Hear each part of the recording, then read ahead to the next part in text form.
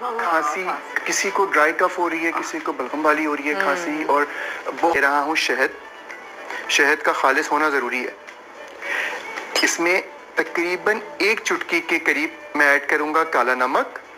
और 1 चुटकी के करीब मैं ऐड कर रहा हूँ काली मिर्च। सिर्फ ये 3 इंग्रेडिएंट्स, और मैं ये कह सकता हूँ कि ये जादुई इंग्रेडिएंट्स हैं जो कि अगर आपने सिर्फ 3 दिन ले लिए और इसके बाद हल्का सा कुनकुना सा पानी पी लिया